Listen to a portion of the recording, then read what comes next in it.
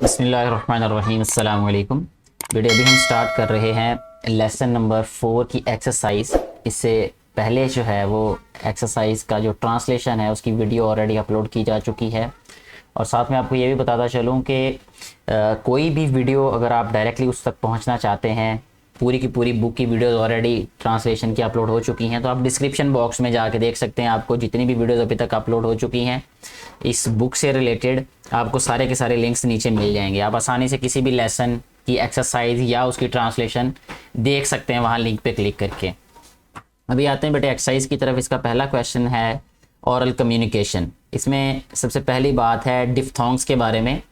A diphthong is a combination of two vowel sounds. ये combination है बेटा to vowel sounds की और लेटर्स। वोवल लेटर्स के बारे में हमें पता है, ये 1 क्लास से बल्कि प्रेप क्लास में भी ये पढ़ाया जाता है कि A-E-I-O-U ये वोवल्स हैं, ठीक है, और बाकी सारे के सारे लेटर कॉन्सोनेंट्स होते हैं। तो ये वोवल्स की यहाँ पे बात की जा रही है कि it's a combination of two vowel sounds और letters in a single syllable. Syllable का मतलब ये होता है बेटे कि जिसको हम उर्दू में कहें आसान लफ्ज़ों में कि एक जैसी आवाज़, यानी अगर हमारे पास एक लफ्ज़ है, जैसे ये वाला अगर हम देखें तो हुनज़ा है, तो इसमें हमारे पास 2 आवाज़ें निकल रही हैं, क्या, हुन और ज़ा, ठीक है। तो इसको कहते हैं इसके सेलेबल, यानी इसके 2 सेलेबल हैं, इसके 2 हिस्सों में हम इसको बोलते हैं, एक हुन और ज़ा, इसको बेटे सिलेबल्स बोलते हैं। अच्छा, the sound begins with 1 vowel.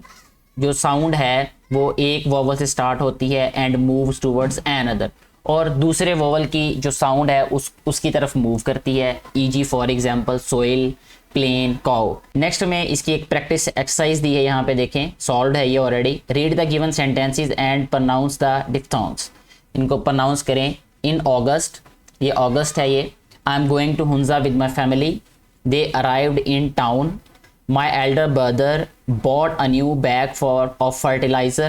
We have to see। अगर मुनासिब यही होगा, बल्कि मैं इसकी उर्दू भी बताऊं ताकि आपको समझने में आसानी हो, और ट्रांसलेट करके बताऊंगा तो आपको और बेहतर तरीके से समझ आ जाएगी।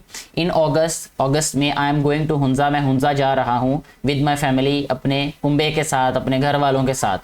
दे अराइव्ड इन द टाउन, वो टाउन में आ गए हैं, ठीक है, यानी शहर में आ गए हैं या इलाके में आ गए हैं। माई एल्डर ब्रदर, मेरा बड़ा भाई, बॉट अ न्यू बैग, नया बैग ख़रीदा उसने, ऑफ फर्टिलाइज़र, खाद का, यानी मेरे बड़े भाई ने खाद का एक थैला ख़रीदा, बैग ख़रीदा। We love to see birds, हमें परिंदों को देखना अच्छा लगता है या हमें प्यार है परिंदों को देखना। फ्लाइंग इन द स्काई, जो कि आसमान में उड़ रहे हों, ठीक है, यानी उड़ते हुए परिंदों को देखना हमें पसंद है। His grand parents farm house had tall, उसके जो दादा दादी थे या नाना नानी थे उनका जो फार्म हाउस था, यानी जो उनकी ज़मीनों वाला जो घर था, उसमें लंबे घने, डेंस होता है घने, ये ट्रांसलेशन में हमने ये वर्ड्स पढ़े थे, ये tree with a lush grassy floor, और उसमें खुशनुमा जो थे वो ग्रासी फ्लोर था, ठीक है, ग्रासी फ्लोर में घास वाला जो फर्श होता है वो था। नेक्स्ट बेटा कहते हैं कि read the lesson again, lesson को दोबारा पढ़ें and circle 5 words with diphthongs. Make sentences with the words in your notebook. आपने 5 वर्ड्स ऐसे ढूंढने हैं जिसमें डिफ्थोंग हो। ये अभी हमने पढ़ा डिफ्थोंग के बारे में, तो इस तरह के वर्ड्स ढूंढने हैं जिसमें ये हो। असल में तो प्रैक्टिस यही है मेरा बेटा कि आप लोग खुद ढूंढें, ढूंढने के बाद ज़रूरी नहीं है कि वही वाले आप वर्ड्स ढूंढें जो एक टीचर ढूंढेंगे या मैं ढूंढूंगा या जो मैं आपको सजेस्ट करूंगा। लेकिन अगर मैं आपको बता दूंगा यहाँ पे, तो मुझे यकीन है कि आप लोग उन्हीं 5 वर्ड्स पे फंस जाएंगे, अटक जाएंगे, ठीक है। तो कोशिश ये करें कि जो एक्सरसाइज इस तरह की हो ना मेरा बेटा, आप उसका कॉन्सेप्ट यहाँ से लें, जो वीडियो है मैं आपको बता रहा, और जब ये सॉल्व करना हो तो मेरे सोल्यूशन बताने से पहले आप जो है वो खुद उसको सॉल्व करें। कोई मसला नहीं, आप गलत कर सकते हैं, गलती बार बार करने के बाद ही इंसान जो है वो बेहतरी की तरफ जाता है। तो आप पहले यहाँ पे वीडियो को रोक के खुद से वो वर्ड्स ढूंढें, उसके बाद फिर दोबारा वीडियो की तरफ आएँ, ठीक है। कुछ वर्ड्स जो हैं जो मैंने चूज़ किए हैं यहाँ पे आपको बताने के लिए, वो एक वर्ड है पुअर, उसके बाद है लाउड, अराउंड, रीच्ड, प्लेजेंट। इस तरह के ये वर्ड्स मैंने बता दिए, इनके सेंटेंस बनाना मुश्किल नहीं होगा। आप इसके अलावा भी कोई वर्ड्स जो है वो पिक कर सकते हैं जब आप लेसन को रीड करेंगे तो, ठीक है। नेक्स्ट जो क्वेश्चन है उसकी तरफ बढ़ते हैं बेटा, वो है लर्निंग टू स्पीक। यानी बोलना सीखना, यानी हमें बोलना कैसे है। तो एक छोटा सा डायलॉग दिया गया है प्रैक्टिस के लिए, मश्क के लिए। मिस राबिया अस्सलामु अलैकुम, स्टूडेंट्स तलबा अस्सलामु अलैकुम, our school is going to organise a tree plantation activity. हमारा जो स्कूल है वो ऑर्गेनाइज करने जा रहा है दरख्तों की प्लांटेशन की एक्टिविटी या मश्क को, यानी जो पौधे उगाने की एक एक्टिविटी या सरगर्मी को, ठीक है। ऑर्गेनाइज होता है मुनकिद करना, तो मुनकिद करने जा रहा है स्कूल, यानी स्कूल में एक ऐसा जो है एक्टिविटी या सरगर्मी मुनकिद की जा रही है जिसमें दरख्त उगाए जाएंगे, ठीक है। We have already done in our school, so अब आपकी बारी है कि आप लोग भी करेंगे और सभी को करना चाहिए डेफिनेटली। इस तरह की एक्टिविटीज़ बहुत अच्छी हैं। Are you ready for it? क्या आप तैयार हैं? अभी जो बेटे और बेटियां वीडियो देख रहे हैं, डेफिनेटली आप भी अपने हिस्से का एक एक प्लांट जो है वो ज़रूर उसको प्लांट करें। Tina ma'am, can you tell us why we need to plant trees? क्या आप बता सकती हैं कि हमें दरख्त उगाने की क्यों ज़रूरत है? मिस राबिया, श्योर, यकीनन। We need to plant trees, हमें दरख्त उगाने की ज़रूरत है because trees help us in many ways, क्योंकि दरख्त जो हैं वो बहुत तरह से हमारी हेल्प करते हैं। दे प्रोवाइड ऑक्सीजन, वो हमें मुहैया करते हैं oxygen. Oxygen is very necessary for breathing, ठीक है ना। ऑक्सीजन सांस लेने के लिए बेटे बड़ी ज़रूरी गैस है ये वाली। Control levels of carbon dioxide, ये कार्बन डाइऑक्साइड का लेवल कंट्रोल करती है, ठीक है। यानी क्योंकि जो पौधे होते हैं, दरख्त होते हैं, उनकी खुराक कार्बन डाइऑक्साइड गैस होती है, ठीक है बेटा जी। और वो एक्सेल करते हैं, वो छोड़ते हैं ऑक्सीजन बनाते हैं और खाते क्या, carbon dioxide in the air. Help to maintain the ecological balance को वो मेंटेन करने में हेल्प आउट करते हैं, ठीक है। यानी टेम्परेचर जो है वो बहुत ज़्यादा नहीं बढ़ता।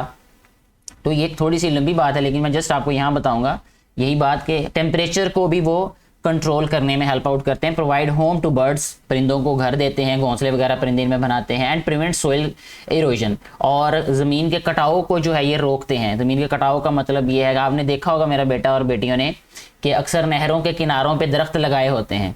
उसकी वजह ये है कि दरख्त के किनारे जो हैं जो नहर का किनारा होता है उस पर जब दरख्त लगे होते हैं तो उसको एक पावर या सपोर्ट मिल जाती है, उससे जो है वो शगाफ पड़ने का ख़तरा नहीं होता, ठीक है। और भी जहाँ जिन इलाकों में लैंड स्लाइडिंग वगैरह के ख़तरात हों वहाँ पे अगर दरख्त लगाए जाएँ तो लैंड स्लाइडिंग वगैरह का चांस कम हो जाता है, क्योंकि दरख्त जो है उनकी जड़ें बहुत गहरी होती हैं, वो उनको सपोर्ट प्रोवाइड करते हैं। फिर Ehsan, thank you ma'am for this valuable information, इतनी काबिल कदर गिरां कदर मालूमात के लिए, यानी वैल्यूएबल होता है कीमती इंफॉर्मेशन मालूमात के लिए। Students let's go to the garden, आए बाग में चलते हैं एंड प्लांट ट्रीज, और पौधे उगाते हैं या दरख्त उगाते हैं। ओके मैम, जी मैड, ठीक है। अब आप लोग भी, मेरा बेटा और बेटियां जो भी वीडियो देख रहे हैं, एक अपने हिस्से का पौधा लगाएं और कमेंट करके ज़रूर बताएं कि अगर आपने आज से पहले कोई पौधा लगाया है तो फिर भी वेल एंड गुड, अगर नहीं लगाया तो कोई बात नहीं, अभी लगा लें आप, और उसके बाद आप कमेंट में ज़रूर बताइएगा कि आपने कौन सा पौधा और कौन सा पौधा लगाया और कब लगाया। नेक्स्ट क्वेश्चन की तरफ चलते हैं बेटे। नेक्स्ट क्वेश्चन क्या है? Reading comprehension. इसमें आंसर दीज क्वेश्चंस के आंसर राइट करने, ये सबसे आसान पार्ट है इन एक्सरसाइजेज का, कि जो लेसन आपने पढ़ा है उससे रिलेटेड कुछ क्वेश्चंस आपसे पूछे गए हैं, आपने उनका आंसर देना है। कहता what happen to the grandfather's farm house, grandfather के जो फार्म हाउस था उसके साथ क्या हुआ। क्योंकि बेटे उसकी केयर नहीं की गई, इसलिए वो क्या हो गया, ख़राब हो गया, या वो सारा ड्राई हो गया, सूख गया, उसमें जो दरख्त वगैरह थे। ये सारा हमने फर्स्ट पैराग्राफ में पढ़ा भी था, मैं आपको एक दफ़ा चलें दिखा भी देता हूँ। जहाँ लेसन का स्टार्ट था वहाँ हमने ये देखें, when we reached I was shocked to see the poor condition of the farm house. ये देखें, ये पुअर कंडीशन के बारे में बताया जा रहा है कि there was nothing but burned yellow grass with bushes everywhere. आप ये लिख सकते हैं यहाँ पे, the tall dense trees and had wilted. ये वाला आंसर आप राइट कर सकते हैं, ये ठीक है। इस तरह ये वाली जो 2 और 2.5 लाइन्स है ना, ये आंसर में हम राइट कर सकते हैं। इससे मिलता जुलता आंसर आप अपने लफ्ज़ों में बता सकते हैं, ज़रूरी नहीं होता कि फ़ोटो कॉपी मशीन ही बनना है, आपने वही वर्ड्स चूज़ करने जो बुक में लिखे हुए हैं। जी बेटे, how did the writer restore his grand parents farm house. जो बच्चे थे उन्होंने जो राइटर है उसने कैसे रिस्टोर किया ग्रैंड पेरेंट के जो फार्म हाउस था उसको। The writer restored his grandfather's farm house with the help of father sister and brothers, यानी with the help of siblings भी लिख सकते हैं। बस दाएं बाएं जो वर्ड्स हैं उनको छोड़ दे मेरा बेटा, ठीक है। The writer restored his grand parents farm house with the help of his siblings, ठीक है। How can you restore a garden in your surrounding, आप कैसे रिस्टोर कर सकते हैं सराउंडिंग में। सबसे पहले तो हमें उस गार्डन की हालत के बारे में पता होना चाहिए कि उसमें क्या इशू क्या है। अगर उसमें दरख्त कम है या पौधे कम है तो definitely will plant trees there, ठीक है। हम न्यू प्लांट्स जो हैं वहाँ पे ग्रो करेंगे। और अगर कोई और इशू है वहाँ पे, अगर पानी की कमी है तो will arrange a source of water there, तो हम वहाँ पे पानी का सोर्स अरेंज करेंगे, ठीक है ना। It's depends what's the issue, ये सारा बेटे इस चीज़ पे मुनहसिर है कि वहाँ पे इशू क्या, प्रॉब्लम क्या है, देन फिर ही हम उसका कोई सोल्यूशन ढूंढ सकते हैं। तो आपके इर्द गिर्द अगर कोई गार्डन है या आपके घर में गार्डन है तो आप पहले वहाँ पे विजिट करके देखें कि वहाँ पे क्या इश्यूज़ हैं, फिर उस इशू के अकॉर्डिंग आप जो है वो उसका सोल्यूशन यहाँ पे राइट करेंगे मेरा बेटा।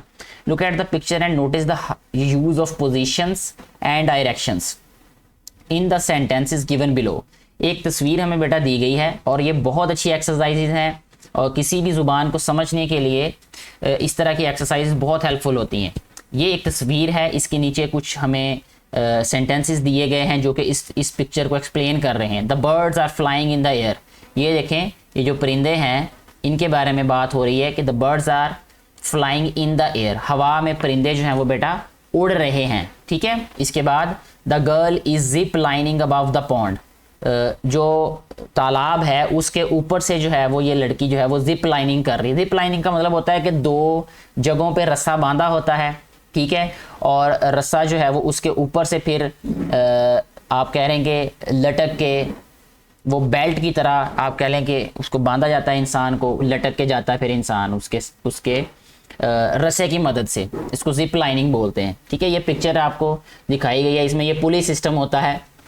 अगर आपने कभी मरी वगैरह वाली साइड पे कभी सैर की है या कभी गए हैं तो वहाँ पे ये इस तरह की जिप लाइनिंग वाला सीन आप देखेंगे, लेकिन वो और तरह की जिप लाइनिंग है, लेकिन होती वो भी जिप लाइनिंग ही है।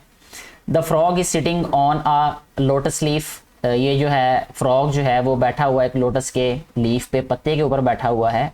The rabbit is sitting under the tree, जो रैबिट है ये देखें, ये दरख्त के नीचे बैठा हुआ है। ये वाला कलर ज़्यादा क्लियर नहीं हो रहा, रेड कलर से मैं इसको आइडेंटिफाई करता हूँ। ये देखें, ये दरख्त के नीचे बैठा हुआ है। The boy is standing in front of the pond, ये लड़का जो है ये खड़ा है standing in front of the pond, ये जो तालाब है इसके सामने खड़ा हुआ है। और मुझे यहाँ पे बहरहाल ये लग रहा है कि ये बैठा हुआ है, ठीक है, क्योंकि थोड़ी सी ये टांगे जो है ना इसकी सीधी नहीं है। अगर गौर से देखें, क्योंकि हमें कहा कि इसको ज़रा तस्वीर को गौर से देखें, और डेफिनेटली जब भी इंसान किसी सीन को देखता है तो उसका ध्यान पूरा होना चाहिए। और भी हम बहुत सारी चीज़ों के बारे में डिस्कस कर सकते थे, यहाँ पे बटरफ्लाइज के बारे में, हम ये जो फूल हैं इनके बारे में, हम ट्रीज़ के बारे में यहाँ पे बात कर सकते थे, ठीक है ना बेटे। हम ग्रास के बारे में बात कर सकते थे, हम ये बादलों के बारे में बात कर सकते थे, हम आसमान के बारे में बात कर सकते थे, हम सूरज के बारे में बात कर सकते थे। ये वो चीज़ें हैं जो इस सीन में मिसिंग हैं, यानी यहाँ पे हमें बताया नहीं गया। The sun is between the clouds, ये सन की बात हो गई है। जो सन है ये दरमियान में है क्लाउड्स के, ये देखें इधर भी बादल हैं और इधर भी, और इनके दरमियान में क्या है, सूरज है। यानी इनकी पोजीशन के बारे में हमें बताया गया है कि कौन सी चीज़ कहाँ है। और पोजीशन का मतलब ये होता है कि किसी दूसरी चीज़ के लिहाज से, अगर आपने साइंस सब्जेक्ट में कभी पोजीशन की डेफिनेशन पढ़ी हो तो ठीक है, वेल एंड गुड। अदरवाइज आप जब 9th क्लास में जाएंगे ना तो वहाँ पे फिजिक्स की बुक में ये डेफिनेशन पढ़ेंगे पोजीशन की, तो वो होता है कि एक जो चीज़ होती है ना उसके लिहाज से किसी दूसरी चीज़ के बारे में बताना, ठीक है ना, उसके मकाम के बारे में बताना, उसकी पोजीशन कहलाती है। जैसे आप लोग अक्सर आपसे पूछा जाता है कि भाई आपका घर किधर है, आप कहते हैं जी फलां स्कूल के पास मेरा घर है, तो ये आपके घर की पोजीशन है, ठीक है। तो इसी तरह हम with reference to a thing we describe another thing, ठीक है, दिस इज कॉल्ड पोजीशन, ठीक है। अच्छा, अब नीचे जो है वो हमें एक एक्टिविटी दी गई है बेटे, एक और पिक्चर हमें दे दी गई यहाँ पे, कहता है look at the given picture and right 5 sentences about it using the position words above. ये जो ऊपर जो वर्ड्स दिए गए ना पोजीशन वर्ड्स, जैसे in, under, above, in front of, on, between, ये इनमें से जो है ना वर्ड्स हमने यूज करने हैं और सेंटेंसेस यहाँ पे राइट कर देने, ठीक है। तो ये अगर आपको नज़र आ रहा हो आप अपनी बुक पे देख सकते हैं, ये एक डक है, यहाँ पे मैं थोड़ा सा आपको बता देता हूँ, ये मछली है, ये एक कुत्ता है और ये एक घर दिखाया हुआ है, ठीक है। इसके ऊपर भी एक कोई परिंदा है। अब ये परिंदा कौन सा है ये मेरी पहचान में नहीं आ रहा, हम बस कोई एक परिंदा लिख देते हैं। The bird is on the top of house, ठीक है ना, on the top of the dog house, ठीक है। या हम लिख देते हैं the bird is above the dog house. On लिखेंगे तो ज़्यादा बेहतर रहेगा, ठीक है, क्योंकि वो उसके ऊपर बैठा हुआ है। तो हम लिखेंगे a bird is sitting on the top of dog house, ठीक है। A dog is in its house, ठीक है। तो डॉग जो है वो उसके अपने घर में है। ये फ्रॉग है, ये पत्थर है, शायद इस पत्थर के पीछे बैठा हुआ है ये। तो the frog is sitting behind a rock, rock कह सकते हैं हम इसको। इसका the duck is swimming in the water, swim कह सकते हैं, या प्लेइंग कह सकते हैं, या प्रेजेंट भी कह सकते हैं, दोनों तरह ठीक है। The fish is in the water, मछली जो है वो पानी में है। The plants are beside the pond, beside यानी साथ है ये, ठीक है, या नियर भी कह सकते हैं, near the pond. The flowers are near the pond, ये भी हो सकता है। और बहुत सारे आप लोग इनसे सेंटेंसेस बना सकते हैं मिलते जुलते। ये लीव्स हैं ये वाले, ये इसमें क्या कर रहे हैं, the leaves are floating in the water. Float का मतलब होता है तैरना, ठीक है, तो ये तैर रहे हैं ये। और भी ये तितलियाँ हैं शायद ये वाली, butterflies are flying in the air, ये देखें ये वाली तितलियाँ लग रही हैं यहाँ पे। ये वाली दो चीज़ें मेरी पहचान में नहीं आ रही, आपको अगर कोई आइडिया है तो आप इसका सेंटेंस बना सकते हैं। और भी सेंटेंसेस आप नीचे कमेंट बॉक्स में राइट कीजिएगा। ये भी मेरे जहन में जो आए इसको देख के पिक्चर को वो मैं आपको बता रहा हूँ, इनमें से कुछ सही हो सकते हैं, कुछ गलत भी हो सकते हैं, तो इससे कोई फ़र्क नहीं पड़ता। हमारा काम असल में यह है कि हम लोग नई चीज़ें सीखें और प्रैक्टिस करें, और गलती से नहीं घबराते। बस नया सीखने वाले इंसान कभी गलती से नहीं घबराते, जो गलती से घबराता है वो कभी नया नहीं सीख पाता। ये बहुत कीमती पॉइंट जो मैंने भी आपको दिया, अभी इसको याद रखिएगा मेरा बेटा हमेशा। नेक्स्ट पेज पे चलते हैं मेरा बेटा। अभी इस पे जो है वो हमें कहा गया है कि write a sentence to describe each picture. ये तस्वीर हमें दी गई हैं, इसमें कहता है कि आप सेंटेंस लिखें जो कि इस पिक्चर को डिस्क्राइब कर रही हों। तो हम इस पिक्चर के सामने लिख सकते हैं, ये देखें ये लड़का, इसके हाथ में ये पानी है और ये पौधे को पानी दे रहा है, ठीक है। तो हम लिख सकते हैं द बॉय इज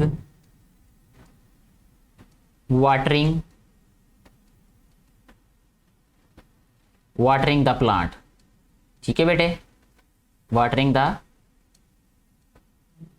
प्लांट। अच्छा जी, इसके बाद ये एक और पिक्चर नीचे दी हुई है, ये कुछ उगा रहे हैं, यानी ये सीडलिंग कहेंगे हम इसको, क्योंकि ये जो इसको पनीरी कहते हैं वैसे उर्दू ज़ुबान में, या हम इसको अब मेरी इलाकाई जो ज़ुबान है ना बेटे उसमें पनीरी कहते हैं इसको, कि जो दरख्त और पौधा जो है बहुत छोटा सा बीज के बाद निकलने वाला, इसको सीडलिंग इंग्लिश में बोलते हैं, हम लोग उसको पनीरी बोलते हैं अपनी ज़ुबान में, या इसको इलाकाई ज़ुबान कह लें उर्दू में, शायद ही उर्दू में भी इसको कहते हैं यही। बहरहाल ये जो आदमी है ये सीडलिंग जो है ये यहाँ पे क्या कर रहा है, प्लांट कर रहा है, ठीक है।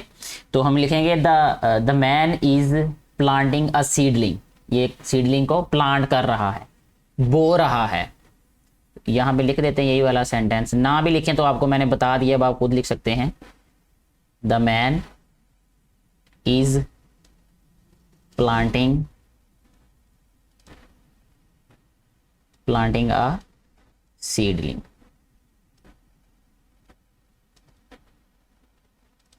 ठीक हो गया बेटे। अच्छा नेक्स्ट देखिए, अब कहता है रीड द लेसन अगेन। अब देखिए अभी तक हमने इस पेज तक उन्होंने 2 दफ़ा हमें कह दिया कि लेसन को रीड करें, तो इसका मतलब ये है कि लेसन को मैक्सिमम टाइम रीड करने से आपको हर दफ़ा नई से नई चीज़ें उसमें से सीखने को मिलेंगी, ठीक है। तो रिवीजन जो है वो बहुत ज़रूरी है किसी भी लेसन, किसी भी चीज़, किसी भी बात में से नई चीज़ सीखने के लिए। अच्छा यहाँ पे कहा है कि read the lesson again and fill in the blanks with the correct options. His grand parents farm house had dash dense trees, short, green, tall, yellow. तो क्या आएगा, अब देखिए उन्होंने जस्ट ये कहा है कि फिल इन द ब्लैंक्स, ये ब्लैंक्स को फिल करना है, इसको टिक नहीं करना, हम सर्कल नहीं कर सकते। तो यहाँ पे हम लिखेंगे टॉल, ठीक है। ये बात भी एक बहुत ज़रूरी है समझने के लिए कि जहाँ टिक कहा जाए वहाँ टिक करें, जहाँ सर्कल कहा सर्कल करें, जहाँ कहा फिल करें वहाँ हमें फिल करना पड़ेगा। The writer's family decided to visit dash, कौन सा इलाका विजिट किया था, सवात का, ये लेसन में पढ़ा था। ये दोबारा ये एक्सरसाइज को सॉल्व करने से पहले भी एक दफ़ा लेसन को पढ़ लें तो ज़्यादा बेहतर है।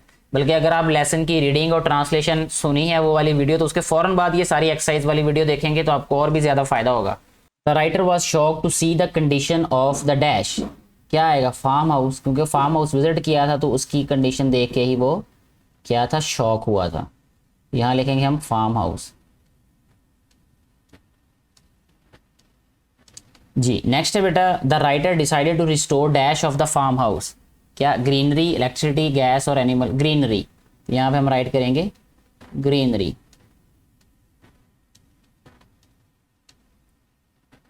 जी नेक्स्ट है, the writer had dash siblings, कितने उसके बहन भाई थे, 3 आए, यहाँ पे लिखेंगे हम 3। इस तरह बेटे ये वाला क्वेश्चन भी हम सॉल्व कर चुके हैं।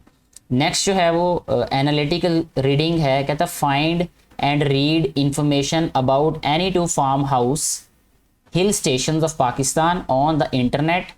तो ये जो है वो करने वाला काम है आपका कि इंटरनेट से आपने पाकिस्तान के 2 जो हिल स्टेशंस हैं, जैसे मरी है या एबटाबाद है, ये 2 आमतौर पे मशहूर हैं ये इलाके, तो आपने इन दोनों के बारे में ढूंढ लेना है। मरी, एबटाबाद, इनके बारे में ढूंढे इंटरनेट से, and write their comparison in your notebook, कि कौन सा ज़्यादा सर्द है, कौन कम सर्द है, किस में पहाड़ी इलाका ज़्यादा है, किस में कम पहाड़ी इलाका है, ठीक है, किस में पहाड़ ज़्यादा है, किस में कम है, और किसकी हाइट ज़्यादा है, किसकी कम है। और इसके अलावा आप लिख सकते हैं कि उनके खानों में क्या फ़र्क है, उनके रहने सहने में क्या फ़र्क है लोगों के, ठीक है। ये कुछ मैंने हिंट्स आपको दे दिए हैं, ये 4-5 बातें लिखनी है जस्ट, तो आप लोग 4 से 5 बातें लिख लें, काफ़ी होंगी मेरा बेटा ये समझने के लिए, सीखने के लिए, कंपैरिजन के लिए। नेक्स्ट बेटा क्वेश्चन है वोकैबुलरी बिल्डिंग। वोकैबुलरी का मतलब यही है कि नए लफ्ज़ जो है वो सीखना। Read the given words with their meanings and practice them in your conversation. Words को कहता है रीड करें, इनको पढ़ें और उनके मीनिंग जो हैं उनको देखें, प्रैक्टिस करें इनको अपनी कन्वर्जेशन में या गुफ्तगू में। तो सबसे पहले जो एक वर्ड दिया गया है, इस वर्ड का पढ़ना कैसे, इस वर्ड को एक्सोटिक, ये हमने लेसन में पढ़ा था। इसका मतलब होता है निराला, अनोखा, अलग, ठीक है।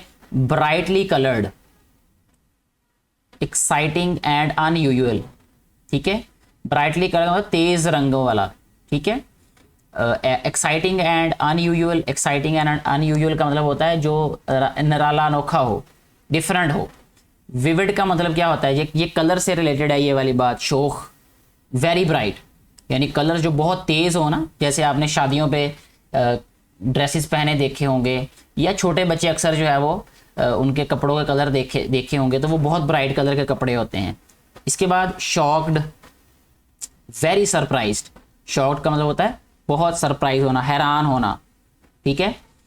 या सदमा होना, सदमा भी कह सकते हैं, बहुत हैरान। वेरी सरप्राइज का मतलब बहुत ज़्यादा हैरान होना, और शॉक का मतलब होता है कोई सदमा हो जाना, ठीक है ना। ऑप्ट, ऑप्ट का मतलब होता है चूज, सेलेक्ट करना, ठीक है ना।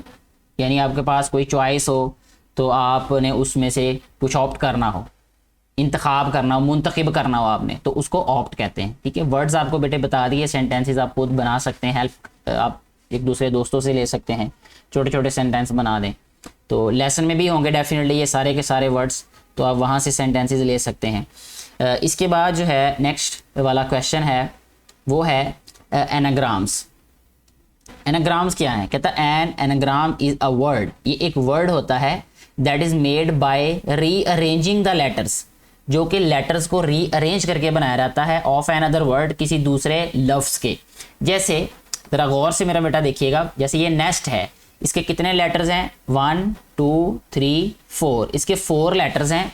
और जब इन लेटर्स को रीअरेंज करेंगे तो इन चारों से हम सेंट बना सकते हैं, इन चारों से हम टेंस बना सकते हैं, ठीक है। सेंट का मतलब भेजा, टेंस का मतलब ये जो मैथ्स में आप पढ़ते हैं यूनिट्स और टेंस प्लेस, वो वाला दहाई की जगह जो होती है। इसके बाद वाला वर्ड है वो है फ्लो, FLOW, और फोल में भी FOWL, सिर्फ रीअरेंज किया है तो नया वर्ड बन गया वुल्फ, भेड़िया, ठीक है ना। तो ये बन जाएगा ऐसे। और फोल क्या होता है, फोल कहते हैं बेटे परिंदे को, कोई भी परिंदा हो सकता है ये। अच्छा, साइलेंट का मतलब होता है खामोश, ठीक है बेटे, साइलेंट, खामोश। और इनलिस्ट का मतलब क्या होता है, यानी नाम लिखाना, ठीक है। लिसन सुनना, टीम का मतलब होता है टीम, ये उसके बाद जितने जितने वर्ड्स इसमें लेटर्स इसमें हैं टीम में, उन्हीं लेटर से मिलके ये मेट बना है, ठीक है ना, यानी दोस्त। हम नवा कह सकते हैं इसको, यानी दोस्त से होता है ये। मीट, मीट बन सकता है, मीट गोश्त को कहते हैं, ठीक है बेटे। अच्छा, इसके बाद नेक्स्ट उन्होंने कहा है कि ये words make anagrams from the given words. ये एक एक वर्ड दिया हुआ है, इनके जो लेटर्स हैं इनको रीअरेंज करके एक नया वर्ड बनाए। मैं जस्ट वर्ड बोल देता हूँ, लिखने में टाइम ज़्यादा लगेगा इसलिए मैं उसको स्किप कर दूंगा, वो लिख आप पूछ सकते हैं, बल्कि लिख ही देते हैं बेटे, कोई बात नहीं। अच्छा, पहला है फेल्ट। फेल्ट का मतलब होता है महसूस करना, और इसी से फिर लेफ्ट बन जाएगा, यहाँ लिख देते हैं हम लेफ्ट। अच्छा, इसके बाद है बेटा नेक्स्ट केयर। केयर से बनता है एकड़। एकड़ नहीं होता, जमीन की जो पैमाइश होती है, एकड़। टेस्ट, टेस्ट से क्या बना सकते हैं, TASTE। State, STATE। अच्छा, इसके बाद है बेटे next word heart, HEART। Heart से क्या अर्थ बना दें आप, EARTH। वही वाले लेटर्स जस्ट हमने रीअरेंज किए हैं। Things, THING, thing. नाइट, इससे क्या वर्ड बन जाएगा, नाइट जी। नेक्स्ट बेटे हियर है, तो हियर से हम क्या बना सकते हैं, हेयर, ठीक है। तो ये इस तरह हमने नए वर्ड्स इसे बना लिए। आप इसके अलावा भी जो है वो दोस्तों के साथ एक गेम खेल सकते हैं कि आप एक वर्ड बताएं, उससे नया वर्ड बना के दिखाए आपका दोस्त, तो ये गेम खेली जा सकती है ना, इससे गेम बनाई जा सकती है। कहता fill in the missing letters. Missing letters को फिल करें, words and their spellings, learn their spellings. इनके स्पेलिंग्स को याद करना है, मतलब ये वर्ड्स हमने पहले भी पढ़े हुए हैं, अभी थोड़ी देर पहले भी पढ़े ये वाले वर्ड्स ही। सबसे पहला वर्ड है एक्सोटिक, ठीक है। इसके बाद है EPERI, एक्सपीरियंस। एक्सपीरियंस होगा ये वर्ड, ठीक है। EXPERIENCE, experience. CREE-Y, तो ये कौन सा वर्ड होगा, क्रीपी, रेंगने वाला। क्रीपर्स होते हैं ना, रेंगने वाले। विविड, ये भी पढ़ा अभी थोड़ी देर पहले। HUNGRY, हंग्री, ठीक है। तो ये वाले वर्ड्स इससे बेटा बनाए जा सकते हैं, इनके ब्लैंक्स को फिल करके। जी बेटे, नेक्स्ट क्वेश्चन में हमें बताया गया है कि जेंडर नाउन्स के बारे में बताया गया। कहता है masculine nouns are used for man. जो मैस्कुलिन होते हैं वो मैन के लिए यूज़ किए जाते हैं, बॉयज़ के लिए यूज़ किए जाते हैं, या मेल एनिमल्स के लिए यूज़ किए जाते हैं, ठीक है बेटा। फेमिनिन नाउन्स किसके लिए यूज़ किए जाते हैं, use for women, girls and female animals. इसके बाद न्यूटर नाउन्स भी होते हैं। न्यूटर नाउन्स का मतलब are use for neither a male और नॉर अ फीमेल। वो ना ही मेल होता है ना फीमेल होता है, ठीक है, यानी उसकी कोई जेंडर नहीं होती। अच्छा, अब देखें यहाँ पे, जैसे my nephew is learning to ride a bicycle. अब ये क्योंकि रेड कलर में है, तो रेड कलर वाला कॉन्सेप्ट कौन सा था हमारे पास, मैस्कुलिन वाला, तो ये मैस्कुलिन है ये। अच्छा, we stayed in a hotel. Hotel क्या होता है बेटे, it's neither a male nor a female, it's a neuter noun, ठीक है, तो ये न्यूटर होगा ये। Raza met his aunt last year, तो ये क्या है, कौन सा, फेमिनिन नाउन है ये। इसके बाद lioness is also a feminine noun. Grandfather is a masculine noun, ठीक है। There are many trees in the farm house. Farm house is neither masculine nor feminine, it's a neuter noun. तो इस तरह ये जो है नाउन्स यूज किए जाते हैं। Classify the given gender nouns and right them under the respective colours. मैं क्या करता हूँ इसमें, इनको बेटा जी रेड कलर से आइडेंटिफाई कर देता हूँ जो मैस्कुलिन नाउन्स हैं, ठीक है, और उसके बाद इसी रेड कलर से ही कोई और एक निशानी लगा देते हैं, उससे फेमिनिन का अंदाज़ा हो जाएगा। उसके बाद फिर न्यूटर नाउन अलग रह जाएंगे। किंग जो है ये बेटा मैस्कुलिन नाउन होगा। लाइनस जो है ये फेमिनिन नाउन होगा। ट्री जो है ये न्यूटर नाउन होगा, ठीक है। तो मैं क्या करता हूँ, इसको सर्कल कर देता हूँ, ये जो न्यूटर है, ठीक है। अब ये जिस पे मैं टिक नहीं कर रहा ये फेमिनिन है, ठीक हो गया जी। अच्छा, नेक्स्ट देखें, मिल्क मेड। मिल्क मेड होता है ग्वालन, ठीक है, तो ये फेमिनिन है ये। इसको फेमिनिन को हम कुछ नहीं कह रहे, यानी टिक भी नहीं कर रहे, क्रॉस भी नहीं कर रहे, कुछ नहीं कर रहे, अच्छा बेटे, चेयर, चेयर क्या है? चेयर है न्यूटर नाउन, चेयर को सर्कल कर देते हैं। Pencil is also a neuter noun. Uncle is a masculine noun, इसको टिक कर देंगे। Line is a masculine noun. Gneiss is a feminine noun, इसको छोड़ देते हैं। Prince, Prince is a masculine noun. Goose is a feminine noun, इसका होता है गीस, ठीक है। Desk is also a neuter noun. ठीक हो गया बेटा जी। तो इस तरह ये जो हमारा क्वेश्चन है ये भी सॉल्व हो जाता है। इसके बाद नेक्स्ट क्वेश्चन की तरफ चलते हैं अभी, वो है सेंटेंस स्ट्रक्चर। अब सेंटेंसेस के बारे में बताया जा रहा है कि read the given sentences and notice their structures. Tauqeer planted a tree. Tauqeer क्या है? इसमें सब्जेक्ट है, यानी जो काम करने वाला है उसको हमेशा सब्जेक्ट कहते हैं, यानी फाइल कहते हैं उर्दू में, ठीक है। वर्ब कहते हैं बेटे काम करने वाले को, ठीक है, यानी फेल को। ये फाइल है, ये फेल है। और ऑब्जेक्ट क्या होता है? मफऊल, जिस पर काम किया जाए। उर्दू में फेल, फाइल और मफूल कहते हैं, आपको ये पता होगा। तो इंग्लिश में कहते हैं इनको सब्जेक्ट, वर्ब एंड ऑब्जेक्ट। इसमें डायरेक्ट और इनडायरेक्ट ऑब्जेक्ट का भी बताया गया हमें, ये डायरेक्ट ऑब्जेक्ट है ये, ठीक है। Tauqeer planted a tree, subject. इसके बाद एक और सेंटेंस देखें, ग्रैंड मदर, यहाँ लिखेंगे आर भी, आर यहाँ से खा गए वो। Grand mother told the children a story, यानी दादी अम्मा ने बच्चों को एक कहानी सुनाई या बताई। तो ग्रैंड मदर क्या होगा यहाँ पे? सब्जेक्ट। वर्ब होगा यहाँ पे टोल्ड। इनडायरेक्ट ऑब्जेक्ट क्या है? चिल्ड्रन, ठीक है। और डायरेक्ट ऑब्जेक्ट क्या है? स्टोरी, ठीक है। तो यहाँ पे डायरेक्ट वर्ड, डायरेक्ट ऑब्जेक्ट ये है।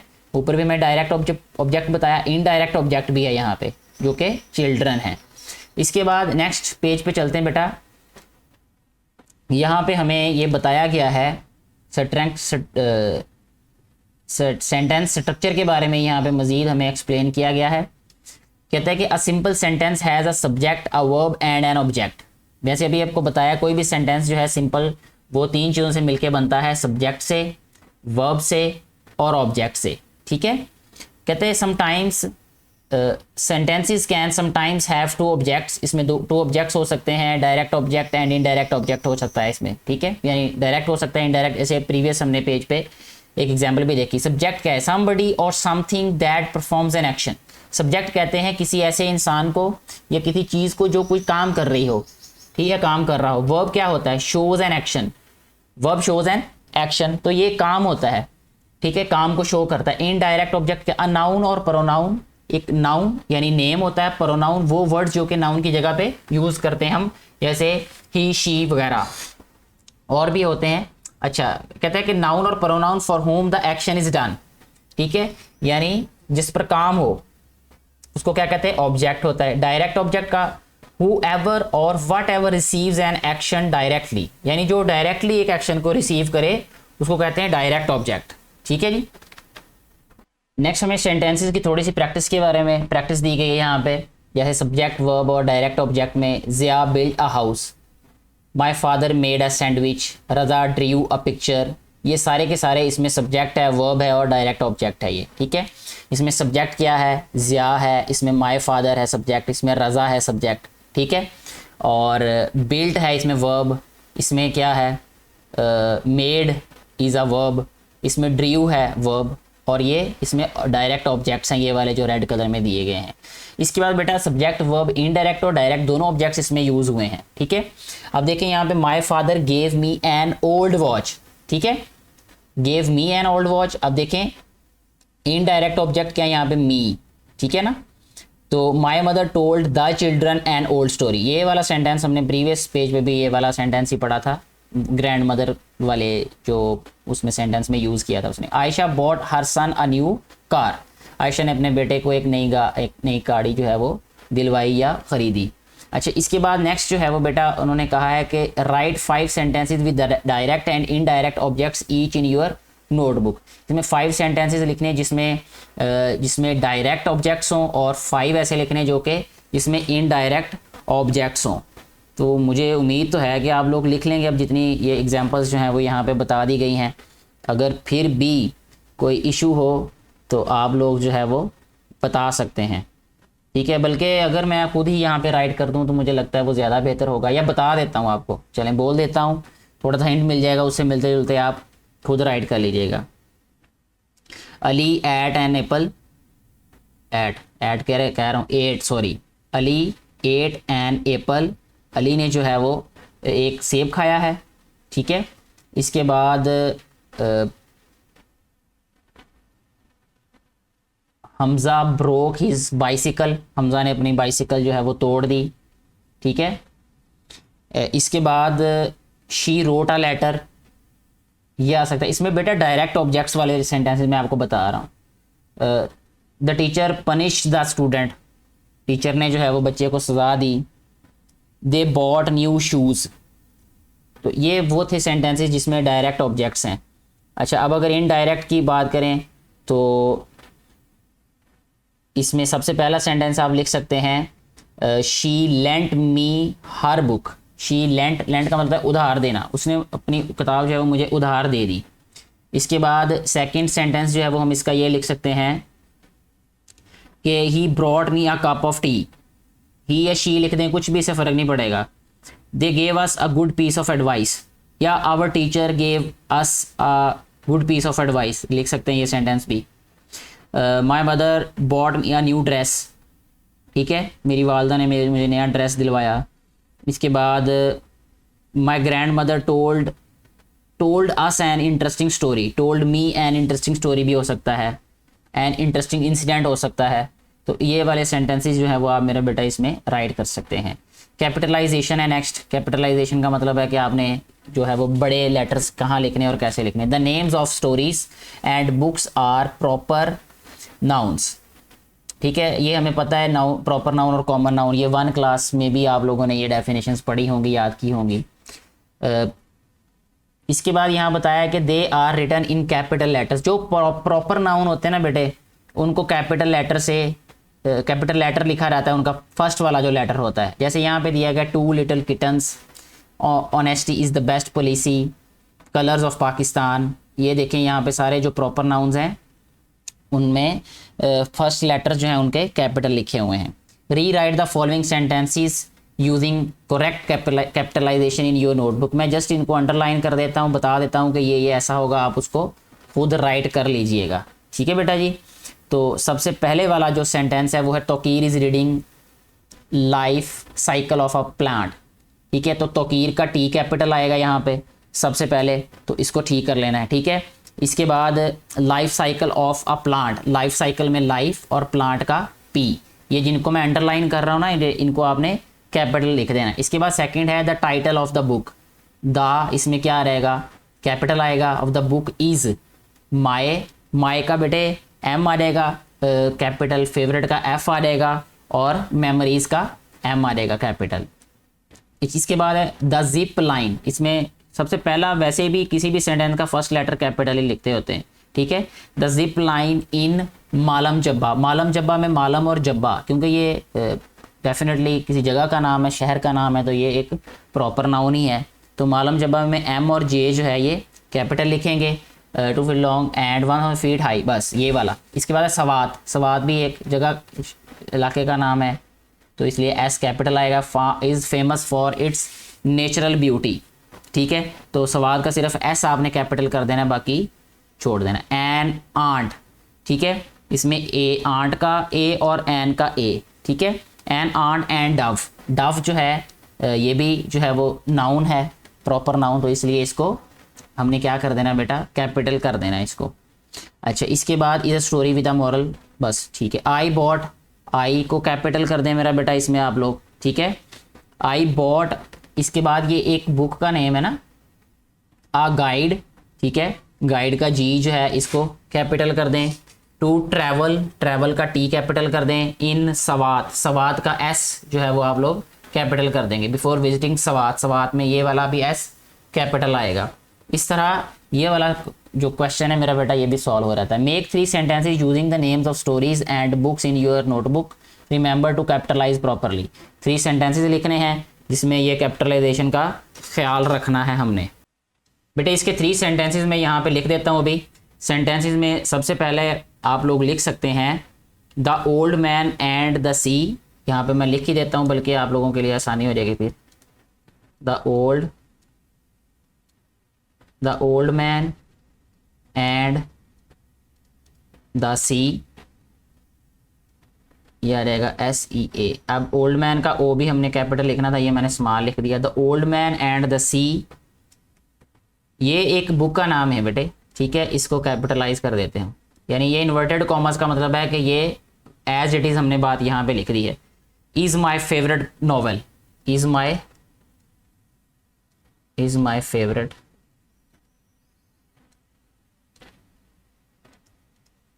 नॉवल, ठीक है जी। अच्छा जी, इसके बाद सेकंड वाला, क्योंकि 3 हमने एग्जांपल्स लिखनी, सेकंड लिख लें। Ali is reading, Ali is reading, क्या रीड कर रहा है, ये inverted commas, the Pakistan movement, तहरीक पाकिस्तान, ठीक है, दी पाकिस्तान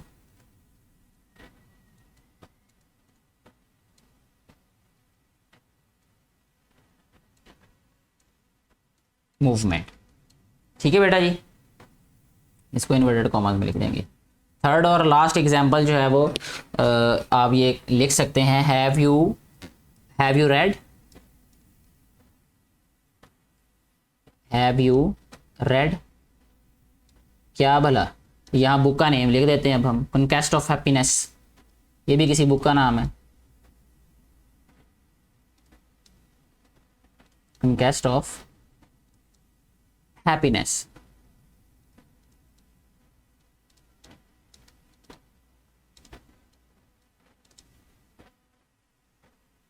तो इस तरीके से ये वाला क्वेश्चन जो हमारा सॉल्व हो जाएगा। अच्छा जी, नेक्स्ट क्वेश्चन की तरफ अगर हम चलें अब, तो ये क्या है जी, बबल्स, स्पीच बबल्स हैं ये। स्पीच बबल्स क्या होते हैं, बहुत इजी है ये भी। कहते हैं कि speech bubbles tell us about the thoughts और वर्ड्स ऑफ कैरेक्टर्स। कैरेक्टर्स होते हैं जो तस्वीरें वगैरह बनी होती हैं, आपने देखी होंगी मेरा बेटा अक्सर, तो उनमें ये तस्वीर की तरफ ये वाला स्पीच बबल है, यानी ये बोल रहा है अस्सलाम वालेकुम ग्रैंडफादर, ये सामने एक और तस्वीर बनी हुई है। इसका मतलब ये है कि हमें एक लाइव सी एक पिक्चर दिखाई गई है, यानी मूवी टाइप, कि इसके ज़हन में ये आ रहा है, इसके माइंड में ये आ रहा है। वो कहता है वालेकुम अस्सलाम, वो फिर कहता है can I get some red roses from your garden, क्या मैं आपके गार्डन बाग में से रेड रोज़ ले, यस यू कैन, जी बिल्कुल आप ले सकते हैं। थैंक यू ग्रैंडफादर, शुक्रिया ग्रैंडफादर, दादा जान, वेलकम डियर, खुशामदीद प्यारे या मोहतरम, ठीक हो गया जी बेटे। इसके बाद हमें नीचे एक एक्सरसाइज दी गई है जो हमने सॉल्व करनी है, ये भी बबल्स बनाए हुए हैं। कहता है read the dialogue written in the speech bubble, fill in the speech bubbles to make your own dialogue. अपना एक डायलॉग बनाएं जो कि स्पीच बबल में लिखा हो कि ये बच्चा कुछ सोच रहा है, ये उसको जवाब दे रहा है। कहता है देखें, what have you planned for the holidays, आपने छुट्टियों के लिए क्या प्लान किया। I am going to plant trees, ठीक है। What type of trees you will plant, यहाँ लिख देते हैं what type of trees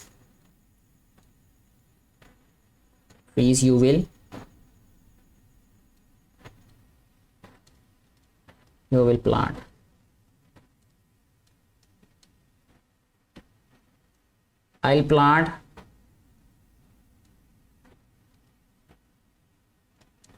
I'll plant mango trees. Mango trees, ठीक है, मैंगो ट्रीज लिख दें यहाँ ट्री की बजाय, ठीक है। यहाँ ये लिख दें कि can I join you, can I join you, क्या मैं तुम्हारा साथ दे सकता हूँ या तुम्हारे साथ आ सकता हूँ। वो कहता है यस श्योर, बस इतनी बात हो गई। आप कुछ भी लिख सकते हैं, अभी जो मेरे जहन में था वो मैंने लिख दिया, आप अपने जहन के हिसाब से लिख सकते हैं, कोई भी गुफ्तगू हो सकती है और इनके दरमियान। Right a short paragraph about the benefits of trees in your notebook. ये इससे पहले अगर आप एक गौर से अगर आपने ये एक्सरसाइज को पढ़ा है ना सारी को, तो हमने एक पेज पे पढ़ा था ये डायलॉग, ठीक है। शुरू में एक डायलॉग पढ़ा था, उसमें उन्होंने ट्रीज के बारे में बताया था। ये देखें, ये जो था ये असल में ट्रीज का फ़वाइद ही बताए हैं। वो कहता है यहाँ पे देखें, can you tell us why we need to plant trees. इससे आगे जो है वो ये जो टीचर है ना मिस राबिया, ये आंसर बता रही हैं, आप यही वाला लिख सकते हैं आप, ठीक है ना। तो यहाँ पे भी आंसर हमें मिल जाता है इसी बुक में। अच्छा बेटे, write a short paragraph about the benefits of trees in your notebook. Next है, have you ever experienced an adventure in your life, share your experience. क्या आपने कभी कोई एडवेंचर जो है वो एक्सपीरियंस किया है? ठीक है, तो उसके बारे में लिखें। अब हर किसी इंसान का अपना अपना एक्सपीरियंस होता है, तो अगर मैं यहाँ पे लिखूंगा तो मैं तो अपने बारे में ही बता सकता हूँ या अपने एक्सपीरियंस के बारे में। तो आपको आपका जो भी कोई एक्सपीरियंस हो उसको अपने लफ्ज़ों में सही या गलत हो सकते हैं, वही, उससे फ़र्क नहीं पड़ेगा। अपने टीचर से करेक्शन करवाएं फिर आप, तो वो बेहतर हो जाएगा। इसके साथ ही हमारी ये जो एक्सरसाइज थी लेसन नंबर 4 की, वो कंप्लीट हो चुकी है। किसी भी तरह की कोई गलती हो, कोई मिस्टेक हो, तो उसके लिए जो है वो माजरत। और अगर इस वीडियो के बारे में आपकी कोई भी राय हो तो उसको कमेंट बॉक्स में ज़रूर बताइएगा। और राय देने का या पूछने का मकसद सिर्फ ये होता है कि ताकि आने वाली वीडियो जो है वो इससे बेहतर बनाई जा सके। और आपने अगर कुछ इससे अच्छा सीखा है तो वो भी ज़रूर बताइएगा ताकि उससे एप्रिसिएशन मिल सके। Thank you very much.